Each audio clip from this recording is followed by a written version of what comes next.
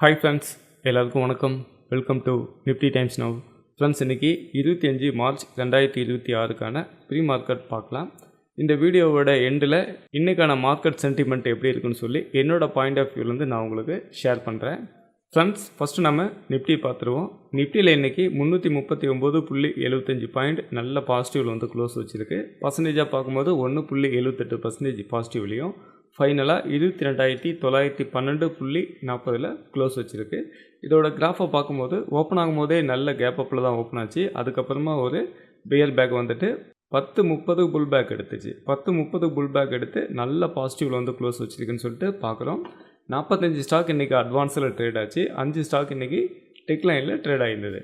Friends, அடுத்து Nifty 50யோட head map பார்க்கும்போது indigo, LT இந்த 2 ஸ்டாக்கும் 5% எபோவ் நல்ல பாசிட்டிவ் இருந்தது. Bajaj finance, eternal, Asian paint, Apollo hospital இந்த 4 ஸ்டாக்கும் 4% எபோவ் நல்ல பாசிட்டிவில் அமைஞ்சுது. நெகட்டிவ் சைடு பார்க்கும்போது கோல் இண்டியா மட்டும் 3% நெகட்டிவ்லேயும், அடுத்து பவர் கிரெடிட் 1.36% நெகட்டிவ்லேயும் க்ளோஸ் வச்சுருக்கு. ஃப்ரெண்ட்ஸ், அடுத்து நம்ம இண்டெக்ஸ் கான்ட்ரிபியூட்டர்ஸில் பார்க்கும்போது இண்டெக்ஸ் பாசிட்டிவ் அல்லது நெகட்டிவாக போகிறதுக்கு எந்தெந்த ஸ்டாக்கு வெயிட்டேஜ் அமைஞ்சது அப்படின்னு சொல்லி பார்க்கும்போது இன்றைக்கி தான் first time HDFC bank positive weightage கொடுத்துருக்கு. என்னோடய ப்ரீ மார்க்கெட் ரிப்போர்ட் எவ்ரிடே பார்க்குறவங்களுக்கு தெரிஞ்சிருக்கும். ஒவ்வொரு நாளும் நான் சொல்லியிருப்பேன், மார்க்கெட்டு கீழே இறங்கிறதுக்கு முக்கியமான காரணமே இந்த ஹெச்டிஎஃப்சி பேங்க் தான். ஏன்னா நிஃப்டிலையும் சரி பேங்க் நிஃப்டிலையும் சரி ரெண்டுக்குமே இந்த ஹெச்டிஎஃப்சி பேங்கோட வெயிட்டேஜ் ரொம்ப அதிகமாக இருக்குது. ஒவ்வொரு நாளும் நம்ம ப்ரீ மார்க்கெட் ரிப்போர்ட்டில் பார்க்கும்போது ஹெச்டிஎஃப்சி பேங்கோட வெயிட்டேஜ் தான் செல்லிங்க்கு வந்து மார்க்கெட்டு கீழே கொண்டு வந்திருக்கும். எவ்ரிடே இந்த ஹெச்டிஎஃப்சி பேங்க் செல்லிங் வெயிட்டேஜ் தான் கொடுத்தது. இன்றைக்கி தான் ஃபஸ்ட் டைம் பாசிட்டிவ் வெயிட்டேஜ் கொடுத்துருக்கு. இதில் பாருங்கள், HDFC bank, ICS bank, LT, Bajaj finance, Kotak bank இந்த 5 ஸ்டாக்கும் நல்ல பாசிட்டிவ் வெயிட்டேஜ் கொடுத்தது. இதுலேயும் குறிப்பாக ஹெச்டிஎஃப்சி பேங்க் மட்டுமே 80 பாயிண்ட் வரைக்கும் நல்ல பாசிட்டிவ் வெயிட்டேஜ் கொடுத்துருக்கு. நெகட்டிவ் சைடு பார்க்கும்போது Cipla, Adani ent, Sun Pharma, power grid, coal India இந்த 5 ஸ்டாக்கும் நெகட்டிவ் வெயிட்டேஜ். ஆனால் கோல் இண்டியாவோட நெகட்டிவ் வெயிட்டேஜ் பாருங்கள், வெறும் 6 பாயிண்ட் வரைக்கும் தான் நெகட்டிவ் வெயிட்டேஜ் கொடுத்துருக்கு. ஆனால் பாசிட்டிவ் வெயிட்டேஜ் ஹெச்டிஎஃப்சி பேங்கில் 80 பாயிண்ட் வரைக்கும் நல்ல பாசிட்டிவ் வெயிட்டேஜ் கொடுத்துருந்தது. அதனால தான் இன்றைக்கி மார்க்கெட்டு நல்ல பாசிட்டிவில் வந்திருக்குன்னு சொல்லி நம்ம புரிஞ்சுக்கிறோம். நீங்கள் எப்போவுமே இன்டெக்ஸை மட்டுமே ஃபாலோ பண்ணக்கூடாது. நிறைய பேர் சொல்லுவாங்க, நான் வந்து நிஃப்டி அண்ட் பேங்க் நிஃப்டி இன்டெக்ஸில் மட்டும்தான் ட்ரேடிங் பண்ணுவேன், ஸ்டாக்கை நான் கவனிக்கிறதே இல்லை, ஸ்டாக்ஸுக்குள்ளே நான் ட்ரேடு பண்ணதே இல்லை அப்படின்ற மாதிரி சொல்லுவாங்க. ஆனால் குறைஞ்சபட்சம் நீங்கள் நிஃப்டி அண்ட் பேங்க் நிஃப்டியை ஃபாலோ பண்ணணும்னு நினச்சிங்கன்னா அதோட வெயிட்டேஜ் கவுண்ட்டை நீங்கள் ஃபோக்கஸ் பண்ணணும்.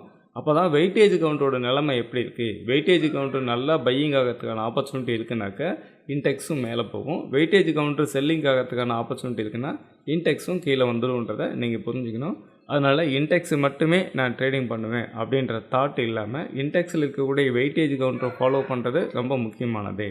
ஃப்ரெண்ட்ஸ், அடுத்து செக்டோரியல் இண்டெக்ஸ் பார்க்கும்போது ரொம்ப நாள் கழித்து இன்றைக்கி தான் எல்லா செக்டருமே பாசிட்டிவில் இருக்குதுன்னு சொல்லிட்டு க்ரீன் கலரில் ரொம்ப நாள் கழித்து பார்க்க முடியுது. நேற்று கூட பார்த்துருந்தோம், எல்லா செக்டருமே நெகட்டிவில் இருந்துச்சு. இன்றைக்கி எல்லா செக்டருமே பாசிட்டிவில் இருக்குது. இது ரொம்ப நல்ல ஒரு பாசிட்டிவ் கண்டென்ட்டாக இன்றைக்கி அமைஞ்சிருக்கு. இதில் குறிப்பாக நிஃப்டி மீடியா தான் 3.45% டாப் கெய்னரில் இருக்காங்க. ஃப்ரெண்ட்ஸ், அடுத்து எஃப்ஐடிஏ ட்ரேடிங் ஆக்டிவிட்டீஸ் பார்க்கும்போது எப்பவும் போல் எஃப்ஐஇஸ் இன்றைக்கும் 8009.60 crores நெட் செல்லதாக இருக்காங்க.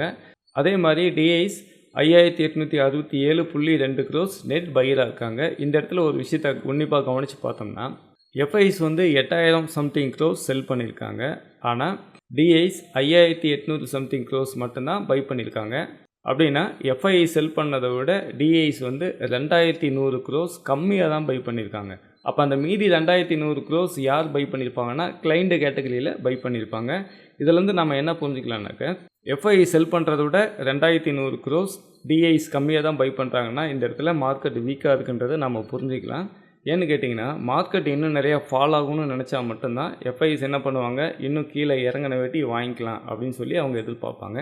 இதை ஏன் அப்படி சொல்கிறேன்னா, இதுக்கு முன்னாடி கூட பாருங்கள், எஃப்ஐஸ் வந்து 10,400 சம்திங் crores செல் பண்ணியிருக்காங்க. அதே நேரத்தில் டிஐஸ் பாருங்கள் 12,000 சம்திங் crores பை பண்ணியிருக்காங்க. எப்போவுமே எஃப்ஐஎஸ் எவ்வளோ செல் பண்ணுறாங்களோ அதே சமமான அளவு பை பண்ணுவாங்க, அல்லது இன்னும் கொஞ்சம் சேர்த்து பை பண்ணுவாங்க. இப்படி தான் எவ்ரிடே ரிப்போர்ட் நமக்கு வரும். ஆனால் இன்றைக்கி எஃப்ஐஎஸ் எவ்வளோ செல் பண்ணாங்களோ அதை விட 2100 crores கம்மியாக தான் டிஐஸ் பை பண்ணியிருக்காங்க. இது மார்க்கெட்டுக்கு ஒரு நெகட்டிவ் சென்டிமெண்ட். ஃப்ரெண்ட்ஸ், அடுத்து குளோபல் இண்டெக்ஸ் பார்க்கும்போது டவ் ஜோன்ஸ் 0.18% மைனஸ்லையும், நாஸ்டாக் 0.84% மைனஸ்லையும், S&P 500 0.37% மைனஸ்லையும், ரசல் 2000 0.45% பாசிட்டிவ்லையும், கனடா 0.18% பாசிட்டிவ்லையும், மெக்சிகோ 2.18% பாசிட்டிவ். இது ரொம்ப ஒரு முக்கியமான பாயிண்ட்டு. மெக்சிகோ வந்து 2% எபோவ் பாசிட்டிவில் வந்திருக்கு. அடுத்து யூகே 0.72% பாசிட்டிவ்லையும், ஃப்ரான்ஸ் 0.23% பாசிட்டிவ்லையும் அமைஞ்சிருக்கு. ஃப்ரெண்ட்ஸ், இதில் நீங்கள் கவனித்து பார்த்தீங்கன்னா குளோபல் இண்டெக்ஸில் அமெரிக்கன் மார்க்கெட் எல்லாமே நெகட்டிவில் இருக்குது, மற்றதெல்லாம் பாசிட்டிவில் இருக்குதுன்னு சொல்லி பார்க்குறோம். இதுலேயும் குறிப்பாக மெக்சிகோ மட்டும் தான் 2% எபோவ் பாசிட்டிவ், மற்றதெல்லாம் பாசிட்டிவ் பக்கத்தில் க்ளோஸ் வச்சுருக்காங்க. ஆனால் பெரிய பாசிட்டிவ் கிடையாது, ஃப்ளாட்டாக தான் இருக்குன்றது நம்ம புரிஞ்சுக்கிறோம். ஃப்ரெண்ட்ஸ், அடுத்து இந்தியன் ஏடிஎஸ் ஸ்டாக்ஸில் பார்க்கும்போது அப்படியே தலைகீழ் மாற்றமாக இருக்குது. ஏன்னா நம்ம இந்தியன் மார்க்கெட்டில் எல்லாமே பாசிட்டிவில் க்ளோஸ் வச்சுருந்தது, எல்லா செக்டாருமே பாசிட்டிவில் க்ளோஸ் வச்சுருந்தது. ஆனால் நம்ம இந்தியன் மார்க்கெட்டு க்ளோஸ் ஆன பிறகு யூஎஸ் மார்க்கெட் ஓப்பன் ஆகும்போது பாருங்கள், இந்தியன் ஏடிஆரில் எல்லா ஸ்டாக்குமே மைனஸில் இருக்குதுன்னு சொல்லி பார்க்குறோம். இது அப்படியே இந்தியன் மார்க்கெட் எந்த அளவு பாசிட்டிவில் க்ளோஸ் வச்சதோ அதுக்கு ஆப்போசிட்டாக அமெரிக்கன் மார்க்கெட்டில் செயல்பட்டுருக்குன்றதை நம்ம பார்க்குறோம். இதுலேயும் குறிப்பாக ஹெச்டிஎஃப்சி பேங்க் பாருங்கள் 1.01% negative, Infosys 1.62% negative, Wipro 2.78% negative, ICICI bank 1.59% negative, doctor Reddy 1.75% negative. இந்தமாரி எல்லா ஸ்டாக்குமே நெகட்டிவில் இருக்குதுன்னு சொல்லி பார்க்குறோம். ஒரு ஸ்டாக் கூட பாசிட்டிவில் இல்லை. இது மார்க்கெட்டுக்கு ஒரு நெகட்டிவ் சென்டிமெண்ட்டாக எடுத்துக்கலாம். ஃப்ரெண்ட்ஸ், அடுத்து என்னோடய knowledge based AI open interest ரேட்டா இதை பற்றி பார்க்கலாம். ஃப்ரெண்ட்ஸ், நேற்று நிஃப்டி வீக்லி எக்ஸ்பிரி இருக்கிறதுனால அதோட டேட்டாவை நம்ம பார்க்கறதுல எந்த பிரயோஜனமும் கிடையாது. இன்றைக்கி நம்ம பேங்க் நிஃப்டியோட டேட்டாவை அனலைஸ் பண்ணி பார்க்கலாம். ஃப்ரெண்ட்ஸ் பாருங்கள், பேங்க் நிஃப்டியை பொறுத்த வரைக்கும் ஓஐ வந்து 0% அப்படின்னு இந்த இடத்துல காட்டுது. அப்படின்னா என்ன அர்த்தம்னாக்க, இன்றைக்கி பேங்க் நிஃப்டியில் பெரிய லெவலில் ஓஐ இன்க்ரீஸ் பண்ணல, அதாவது ட்ரேடிங் பண்ணுறதுக்கு யாரும் ஆர்வம் காட்டலை அப்படின்றத எடுத்துக்கலாம். அதுதான் இந்த இடத்துல 0% அப்படின்றத காட்டுது. அடுத்த ஃபியூச்சர் கான்ட்ராக்டில் பார்க்கும்போது 6527 கான்ட்ராக்டு ஷார்ட் கவரிங் பண்ணியிருக்காங்க. அடுத்த கால் ஆப்ஷனில் பார்க்கும்போது 7777 கான்ட்ராக்டு ஷார்ட் கவரிங் நடந்திருக்கு. அடுத்த புட் ஆப்ஷனில் பார்க்கும்போது 16425 கான்ட்ராக்டு நியூ ஓஐ இன்க்ரீஸ் பண்ணியிருக்காங்க. இங்கே ஃபியூச்சர் கான்ட்ராக்ட்லேயும் ஷார்ட் கவரிங்கு, கால் ஆப்ஷன்லேயும் ஷார்ட் கவரிங் வந்திருக்கு. புட் ஆப்ஷனில் மட்டும் 16425 கான்ட்ராக்ட் நியூ ஓஐ வந்திருக்காங்க. அதனால தான் நேற்று நிஃப்டி அண்ட் பேங்க் நிஃப்டி நல்லா பாசிட்டிவாக போச்சுன்னு சொல்லி பார்க்குறோம். அதே நேரத்தில் ஆக்டிவ் கான்ட்ராக்ட் நாம் செக் பண்ணி பார்க்கும்போது 52500 3946 கான்ட்ராக்டும், 54000 கால் ஆப்ஷனில் 1470 கான்ட்ராக்டும், 53000 கால் ஆப்ஷனில் 563 contract new OE call side increase பண்ணியிருந்தாங்க. அதுவே புட் சைடு பார்க்கும்போது 52500 புட் ஆப்ஷனில் 6050 கான்ட்ராக்டும், 52000 புட் ஆப்ஷனில் 4554 கான்ட்ராக்டும், 51000 புட் ஆப்ஷனில் 1765 கான்ட்ராக்ட் ஷார்ட் கவரிங்கும் நடந்திருக்கு. இந்த இடத்துல நீங்கள் செக் பண்ணி பார்த்தீங்கன்னா இந்த ஆக்டிவ் கான்ட்ராக்டில் பெரிய வித்தியாசம் எதுவும் கிடையாது. கால் சைடும் சரி புட் சைடும் சரி நேராக தான் இருக்காங்க. பட் புட் சைடு கொஞ்சம் அதிகமாக இருக்காங்கன்றதை புரிஞ்சுக்கலாம். அதே நேரத்தில் புட் சைடு ஆக்டிவ் கான்ட்ராக்டில் ஷார்ட் கவரிங்கும் இருக்குன்றதை பார்த்துக்கிறோம். நெட்டாக பார்க்கும்போது கால் சைடு ஷார்ட் கவரிங்கும் புட் சைடு ஓஐ இன்க்ரீஸ் ஆகிருக்கு. இது வந்து ஒரு பாசிட்டிவ் சென்டிமெண்ட் தான் கொடுக்குது. ஃப்ரெண்ட்ஸ், இன்றைக்கான ப்ரீ மார்க்கெட் ரிப்போர்ட்லேருந்து இன்றைக்கான மார்க்கெட் எப்படி இருக்குன்னு சொல்லி அதோட சென்டிமெண்ட்டை நாம் எப்படி புரிஞ்சிக்கலாம் அப்படின்னு சொல்லி கேட்டிங்கனாக்க, ஃபஸ்ட் பாயிண்ட்டு குளோபல் இண்டெக்ஸ் பார்க்கும்போது அமெரிக்கன் மார்க்கெட் நெகட்டிவில் இருக்குது. இது ஒரு நெகட்டிவ் சென்டிமெண்ட்டு. ரெண்டாவது பாயிண்ட்டு ஏடிஎஸ் ஸ்டாக்ஸில் எல்லா ஸ்டாக்குமே நெகட்டிவில் தான் இருக்குதுன்னு சொல்லி புரிஞ்சுக்கிறோம். இது ஒரு நெகட்டிவ் சென்டிமெண்ட்டு. மூணாவது பாயிண்ட்டு எஃப்ஐஎஸ் எவ்வளோ செல் பண்ணாங்களோ அதை விட கம்மியாக தான் டிஐஎஸ் பை பண்ணியிருக்காங்கன்னு சொல்லி பார்க்குறோம். இது ஒரு நெகட்டிவ் சென்டிமெண்ட்டு. ஆனால் பேங்க் நிஃப்டியோட ஓப்பன் இன்ட்ரெஸ்ட்டை பார்க்கும்போது இது பாசிட்டிவ் சென்டிமெண்ட் கொடுக்குது.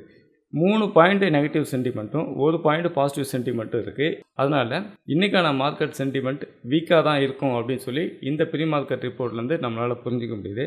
ஃப்ரெண்ட்ஸ், இந்த இடத்துல நான் ஒரு விஷயத்தை சொல்லிக்கிறேன், கவனமாக கேளுங்க. நான் செபி ரிஜிஸ்டர்ட் அனலிஸ்ட் கிடையாது. இந்த வீடியோவில் சொல்லப்பட்ட ஓப்பன் இன்ட்ரெஸ்ட் கண்டென்ட் எல்லாமே ஒரு எஜுகேஷனல் பர்பஸ்க்காக நேற்று என்ன நடந்துச்சு அப்படின்னு சொல்லி மட்டும் வீடியோ பண்ணியிருக்கேன். நீங்கள் ட்ரேடிங் பண்ணும்போது உங்களோட ஓன் ரிசர்ச்சில் உங்களோட சொந்த முடிவில் நீங்கள் ட்ரேடிங் பண்ணுங்கள். ஏன்னா இன்றைக்கி மார்க்கெட் ஓப்பன் ஆன பிறகு இன்றைக்கி ஓஐ எப்படி சேஞ்சஸ் ஆகுமோ அதுக்கு தகுந்த மாதிரி தான் இன்றைக்கான மார்க்கெட் மூவ்மெண்ட் இருக்கும். அதனால் நீங்கள் ட்ரேடிங் பண்ணும்போது உங்களோட சொந்த முடிவில் ட்ரேடிங் பண்ணுங்கள். ஃப்ரெண்ட்ஸ், நீங்களும் இந்தமாரி ஓப்பன் இன்ட்ரெஸ்ட் டேட்டாவை கற்றுக்கிட்டு ஓப்பன் இன்ட்ரெஸ்ட் டேட்டாவை அடிப்படையாக வச்சு மார்க்கெட்டில் ட்ரேடிங் பண்ணணும்னு நினச்சிங்கன்னா என்னை காண்டாக்ட் பண்ணுங்கள். என்னோடய மொபைல் நம்பர் இந்த இடத்துல இருக்குது. வீடியோவுக்கு கீழே டிஸ்கிரிப்ஷன்லேயுமே என்னோடய மொபைல் நம்பர் இருக்குது. ஓப்பன் இன்ட்ரெஸ்ட்னால் என்ன, ஓப்பன் இன்ட்ரெஸ்ட்டோட கேரக்டர் லைவ் மார்க்கெட்டில் எப்படியெல்லாம் சேஞ்சஸ் ஆகும், ஓப்பன் இன்ட்ரெஸ்ட்டோட சைக்காலஜியை நாம் எப்படி புரிஞ்சு ட்ரேடிங் பண்ணணும், இது எல்லாமே கிளாஸஸ் இருக்குது, ஜாயின் பண்ணிக்கோங்க.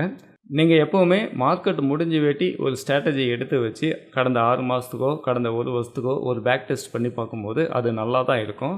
நல்லா பேக் டெஸ்ட் பண்ணி பார்த்துட்டு இந்த ஸ்ட்ராட்டஜி நல்ல சக்ஸஸாக இருக்குன்னு சொல்லி நீங்கள் புரிஞ்சுக்கிட்டு லைவ் மார்க்கெட்டில் ட்ரேடிங் பண்ணும்போது என்ன நடக்கும்னாக்க அங்கே தான் பிரச்சனையே ஆரம்பிக்கும். நிறைய ஸ்டாப் லாஸ் கண்டிங் நடக்கிறதும் நிறைய எமோஷனல் வரதும் உங்களுக்கு ஸ்டார்ட் ஆகும்.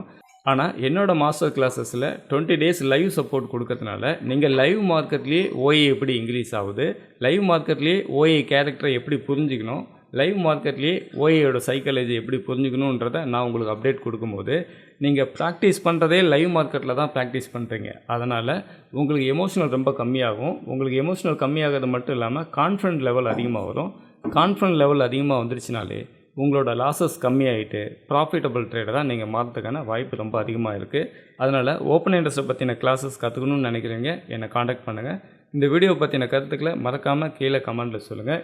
இந்த வீடியோவை உங்களோட ஃப்ரெண்ட்ஸ் அண்ட் ஃபேமிலிக்கு ஷேர் பண்ணுங்கள், அவங்களுக்கும் இந்த நாலேஜ் போய் சேரட்டும். இந்த வீடியோ உங்களுக்கு ரொம்ப யூஸ்ஃபுல்லாக இருந்திருக்கும்னு நம்புகிறேன். தேங்க்ஸ் ஃபார் வாட்சிங்.